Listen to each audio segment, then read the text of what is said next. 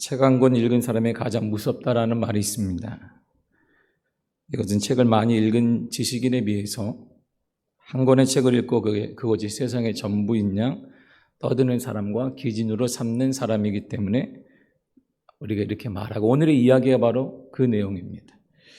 이스라엘 백성들이 출애굽을 하며 가장 먼저 하나님의 뜻 가운데 맞이한 성이 여리고성입니다. 여리고성을 점령할 때 하나님의 방법과 명령은 아주 단순합니다. 6일 동안 제사장 7명이 순양의 뿔로 만든 나팔을 가지고 언약궤 앞에서 행군하면 백성들은, 전쟁에 참여한 60만 명의 남성들은 그들을 따라 도는 것입니다. 그리고 쉬는 거예요. 그리고 7일째가 되면 같은 방식으로 7바퀴를 도는데, 그때는 이 순양으로 만든 그 뿔로 만든 나팔을 가지고 붑니다. 불면 그 소리에 맞추어서 60만 명의 사람들이 소리를 와 질러요. 그럼 여리고성이 딱 무너집니다. 이것이 여리고성 우리가 아는 방법입니다. 이처럼 이스라엘 백성들이 실질적으로 여리고성 사람들과 마주한 적이 없어요. 그들의 군사를 본 적도 없습니다. 하나님의 뜻 가운데 돌고 7일째 일도 7바퀴 돌고 하나님의 명령하심에 따라 소리만 질렀더니 여리고성이 승리하게 되었습니다. 이처럼 여리고성의 정복은 우리가 알다시피 믿음의 전쟁입니다.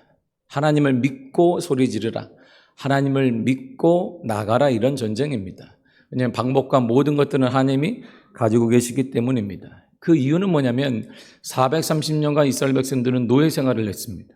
노예 생활은 사람의 눈치를 보고 사람의 방법을 구하고 사람을 통해 먹고 사람에게 잘 보이면 출세하는 것이었는데, 이제 그런 건 하지 말고 오직 하나님만을 봐라, 하나님의 방법에 눈을 떠라. 바로 그것이 여리고성의 전쟁입니다. 어처구니 없잖아요. 전쟁과 무슨 상관이에요? 그렇게 해라. 하나님을 믿으면 역사가 나타난다. 그래서 여리고성의 전투는 믿음의 전쟁입니다. 이 전쟁에서 얻은 모든 것들은 하나님이 말씀하시기를, 여호수아 6장 18절을 보게 되면 전리품들은 다 갖지 말아라, 모두 다 하나님께 드려라 그랬어요. 그렇게 했습니다. 여리고성 승리한 후에 그 다음에 그에 비교할 수 없는 작은 아이성을 만나게 됩니다.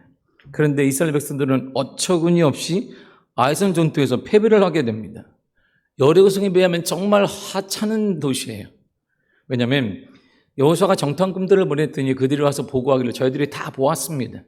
다 샅샅이 뒤졌습니다. 그런데 우리가 여리고성 갈 때는 60만 명이 갔습니다. 그런데 그들은 너무나 허잡합니다. 2-3천 명만 가도 충분히 이겨낼 수 있습니다. 아무리 정보는 대단히 맞을 거예요. 이들이 장난한 게 아니기 때문에 정확히 본 것입니다. 얼마나 열악한지 알 수 있습니다.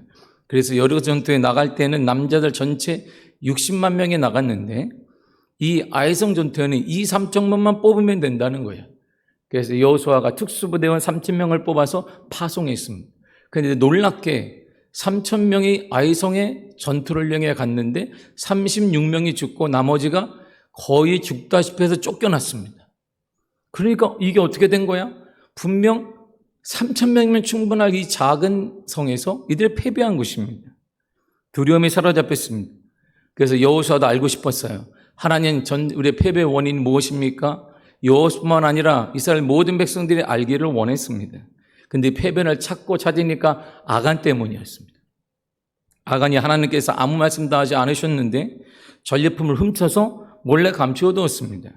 전리품이 뭐냐면 외투 한 벌, 은 200세겔, 금 50세겔 덩어리 하나, 그것을 몰래 텐트 안에 감춰놨어요.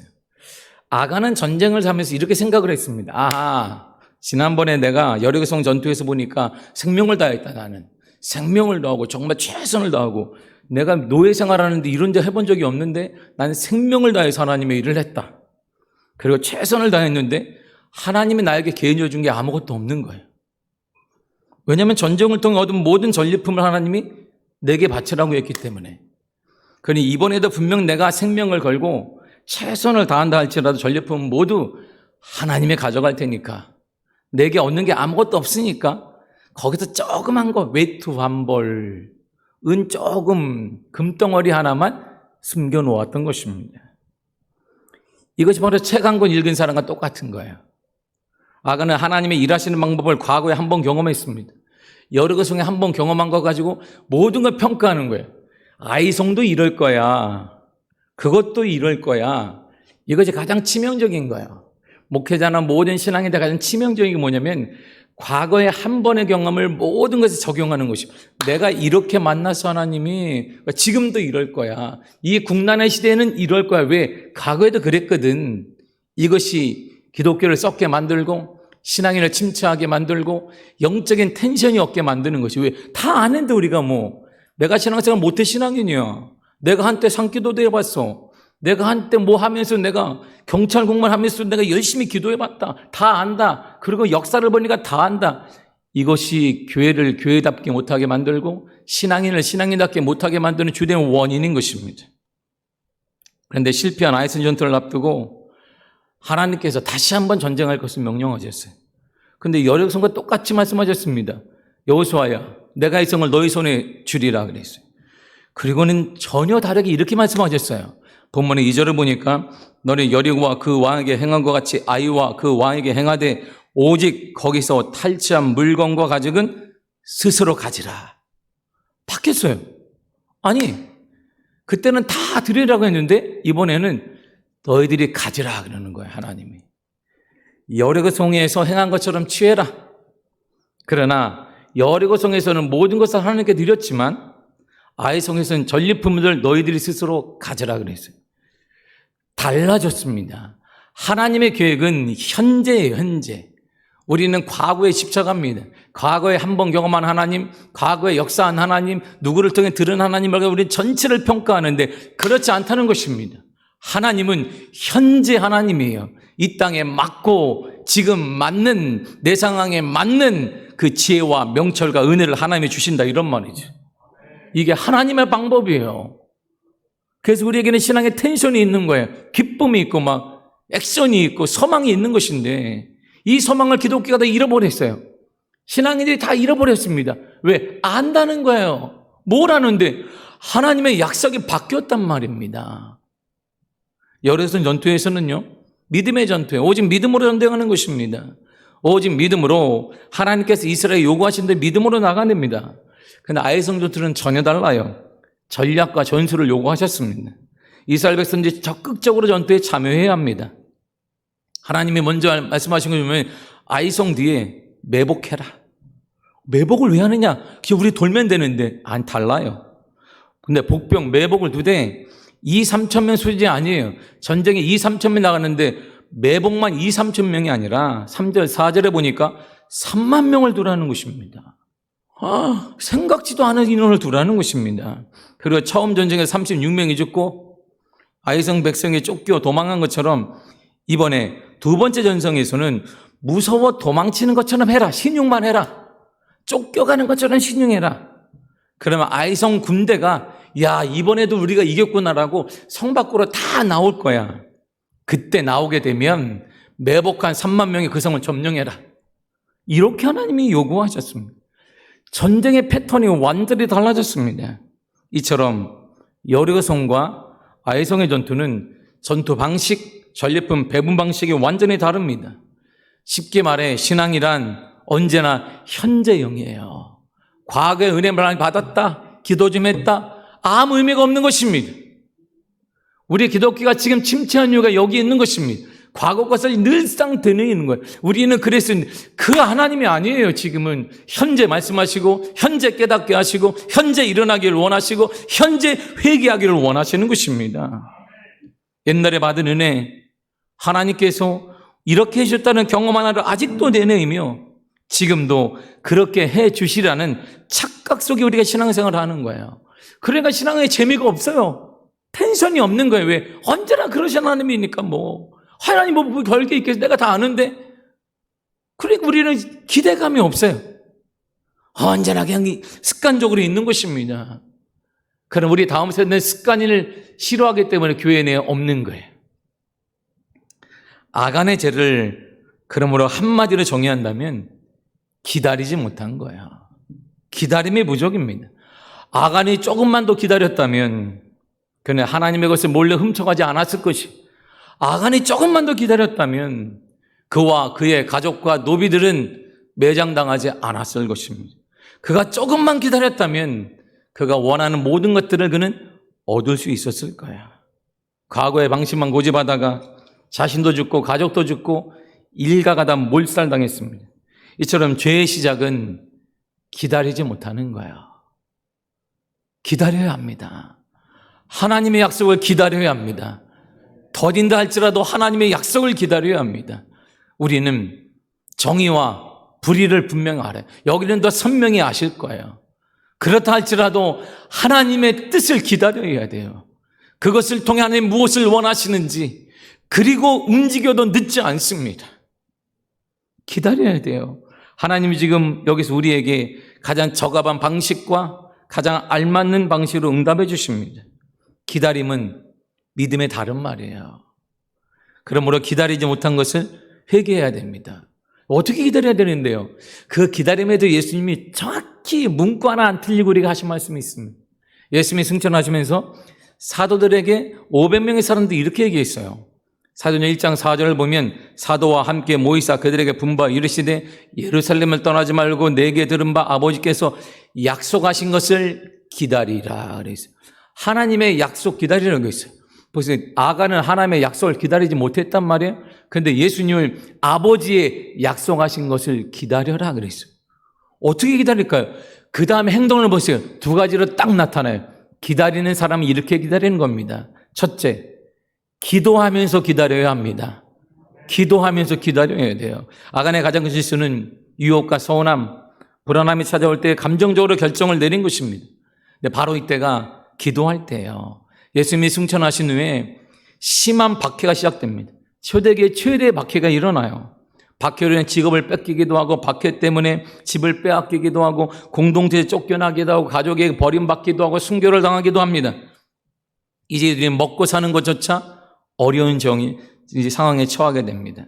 더나 나아가 이들 중에 수많은 사람들이 배교하거나 아니면 배교하면 순교하는 일이 계속 일어나요. 그런데 이들이 하나님의 약속을 어떻게 기다렸을까요?